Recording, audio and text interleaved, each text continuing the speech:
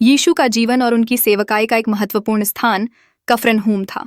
यह स्थान गलील सागर के किनारे बसा हुआ था और उस समय व्यापारिक तथा धार्मिक दृष्टि से अत्यंत महत्वपूर्ण माना जाता था।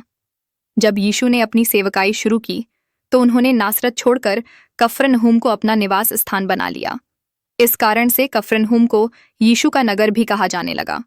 यहाँ से ही उन्होंने कई अद्भुत काम किए और अपने उपदेशों से लोगों का जीवन बदल दिया। यीशु ने कफरनहूम की आराधनालय में जाकर लोगों को परमेश्वर के राज्य के विषय में सिखाना शुरू किया। उनके वचनों में सामर्थ्य था जो साधारण शिक्षकों से अलग थी। लोग आश्चर्यचकित होकर उनकी शिक्षा को सुनते थे क्योंकि उनके वचन केवल शब्द नहीं थे, बल्कि उनमें जीवन बदलने की शक्ति थी। उसी आराधनालय में यीशु ने एक मनुष्य से अशुद्ध आत्मा को निकाला। इस घटना ने पूरे नगर को हिला दिया और सबने स्वीकार किया कि उनके भीतर दिव्य सामर्थ्य है। कफरनहूम में ही यीशु ने पतरस की सास को चंगा किया। वह तेज बुखार से पीड़ित थी और जब यीशु ने उसका हाथ पकड़ा तो वह तुरंत स्वस्थ हो गई और सेवा करने लगी। यह चमत्कार वहां के लोगों के लिए एक बड़ा प्रमाण था कि यीशु केवल उपदेश देने वाले गुरु नहीं, बल्कि जीवन बदलने वाले मसीहा हैं। इसके बाद लोग अपने बीमार और दुष्टात्माओं से पीड़ित प्रियजनों को यीशु के पास लाने लगे और उन्होंने सबको चंगा किया। कफरनहूम में एक रोमी सूबेदार का भी जिक्र मिलता है जिसने अपने दास के चंगाई के लिए यीशु से निवेदन किया।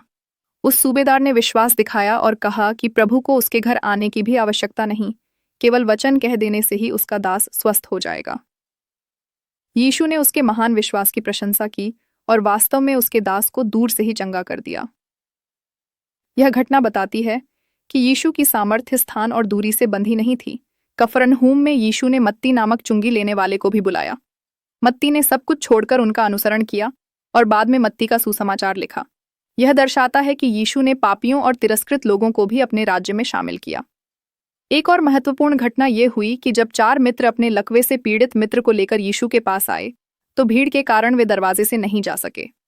तब उन्होंने घर की छत खोलकर उस बीमार को नीचे उतारा। यीशु ने उनके विश्वास को देखकर पहले उसके पाप क्षमा किए और फिर उसे चंगा किया। इससे लोगों ने जाना कि उनके पास पाप क्षमा करने और चंगाई देने दोनों की अधिकार है। कफरनहूम में यीशु ने कई शिक्षाएं दी और चमत्कार किए, परंतु वहां के कई लोगों ने उन्हें पूरी तरह स्वीकार नहीं किया।